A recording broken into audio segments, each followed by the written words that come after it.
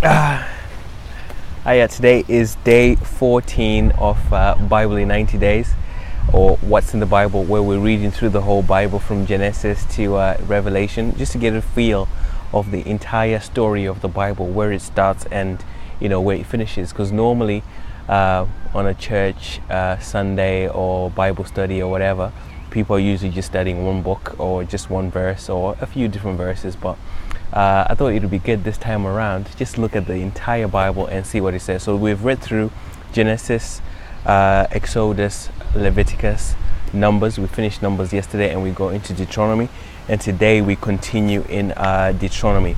So today we're reading Deuteronomy chapter 8 all the way to 23, but I'm not going to talk about 23, about 8 actually, because I realized yesterday in my I actually did Deuteronomy 8 as well. So today I'm going to start from 9 all the way to 23. So basically what's happening in Deuteronomy is the Israelites are about to get into the promised land. Moses knows he's not going to get into the promised land because he's been told, and he's giving them a summary, or not a summary really, a recap of all the laws that we have already seen in Leviticus and in Numbers, and obviously Exodus as well, because these are a new generation, because the rest of the people that did not believe died in the 40 years whilst they were going round and round the wilderness as they were going to to the promised land. So most of this stuff is really a recap of things that we've already covered in the last few days.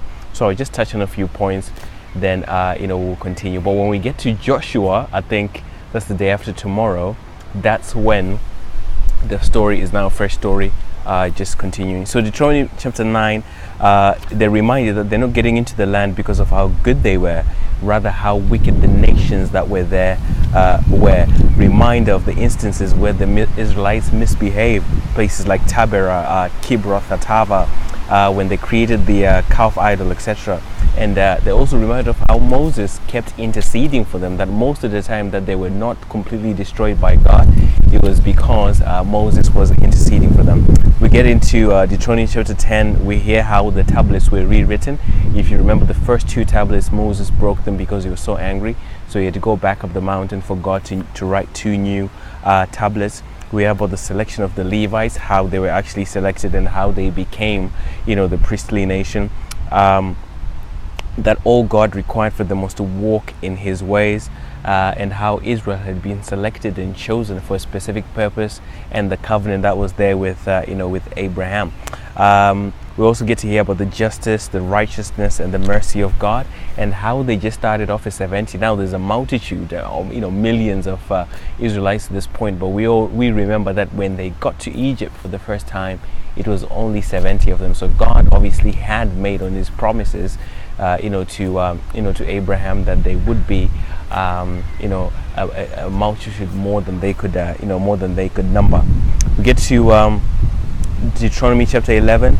God is saying that they should remember how God took them from Egypt and led them, and how they got to this place, how he had provided for them and taken away all the enemies, and given them food and water, etc. And that if they could only follow God, things would work out, well for them. That they should remember God's laws and teach them to their children, and that this word, or the laws of God and what God, had instilled in them, should become a lifestyle. That they would have it on their doorposts. That they would talk about it to their kids, etc. We get to Deuteronomy 12, some instructions for when they would actually get to the promised land, that they would destroy all the places of worship for the false gods, that they would have a designated place for worship, that they would just worship anywhere, not to eat the blood, and take care of the of the Levites.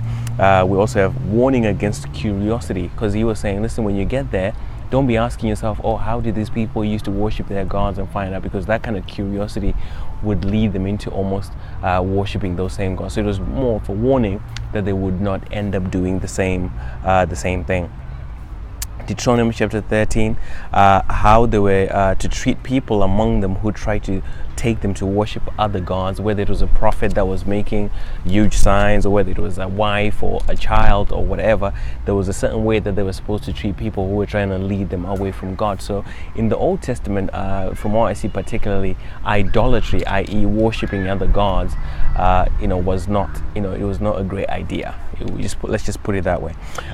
Deuteronomy chapter 14 talks about clean and unclean food. So as you can see, these are just recaps of things that we've already said, but imagine it was a new generation that's being told the same things in slightly different ways, but the same kind of content.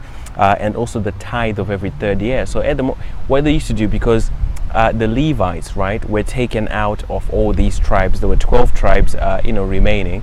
The Levites would not do any work. They didn't have any livestock or pasture or whatever. All they were supposed to do was take care of the tabernacle and everything to do with the priestly duties. So what happened is the 12 tribes would give a tenth of whatever it is that they had, so as to take care of the Levites. However, there was more than enough every year that what they would do is every 2 years they would sit down and eat their tithe, as in it was a form of worship, to say, okay, this specific part of our livestock or whatever, we're going to just have it before God and have a great time. But every third year they would actually have to go and give that to the priests, so that the priests could have something to eat and live on, for those years. We get to Deuteronomy chapter 15, where they're encouraged, to live life generously. The 7-year rule for remission and rules about servants, etc. That listen, remember that you were slaves in Egypt, so the way you treat other people, needs to have that focus in mind. Deuteronomy chapter 16, we hear about the Passover, the Festival of Weeks, Festival of Booths, and obviously being a just society. Deuteronomy 17, sentences for idolatry. So even this theme of idolatry keeps coming up and up again. Authority of the Levite priests for the matters that were hard to judge. So for the matters that were hard to judge. So anything that happened and they didn't know how to judge it, or what the law said, they would go to the Levites, and the Levites had some authority as to determining what would happen. We also then get rules for kings as far as how many horses they could have, how many wives they could have, and how they were supposed to concentrate on reading the law. As we get further on, we'll see that some of the kings, unfortunately, did not listen to, or maybe didn't read Deuteronomy chapter 17. Deuteronomy 18, the portions for the Levites from the sacrifices, warning against things like soothsaying, diviners, idol worship. Again, the coming prophet that Moses was saying, I'm going, but God is sending another prophet. So there's details about that in there. We also hear Deuteronomy chapter 19, creating the cities of refuge, and how witnesses would work in conviction of crimes, because every time somebody was to be killed, or whether there was a murder or whatever, there would always need to be at least 2 witnesses. Deuteronomy chapter 20, we get the instructions for war, and the kind of people that could be excused for war, the terms of peace, exceptions obviously for the Hittites, Amorites, because there were certain people that they were supposed to just destroy and kill, and there was no covenant of peace or whatever. But certain people, there were other ways that they would have to behave after a war. We get to Deuteronomy chapter 20. That's Deuteronomy chapter 20. Deuteronomy chapter 21, there's some rules about dealing with unresolved or unsolved murders, relations between husbands, wives, and inheritance. Dealing with disobedient children is also mentioned in there. Deuteronomy chapter 22, it's all about loving your neighbor, and watching out for each other. Even the way that they would build their houses, or the way that they would harvest, was in view of how that would make life easier, for other people. Integrity in newlyweds, relations between unmarried people. Deuteronomy 23, the last one for today, it was about who could and could not come, to the assembly of God. There's some general hygiene laws, vows, moral laws for daughters of Israel, and treating other people's stuff, with respect. So like I said, it's just basically recaps of things that we've already read in Exodus, Leviticus, and Numbers, but this is to a new audience, to the children that had grown up in the wilderness and might not have got all of this told to them, and it is being told to them in preparation of crossing the Jordan River, because they're at the banks of the Jordan River at this point.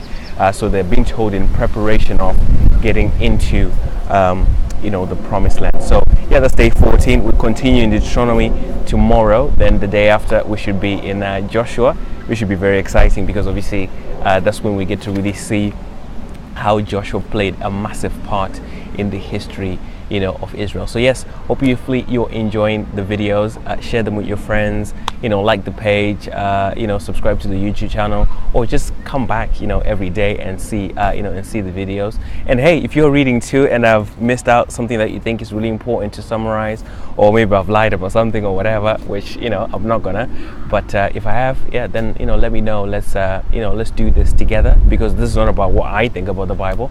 It's a collaborative thing to say, okay, let's read the Bible together. So okay, I'll see you guys tomorrow.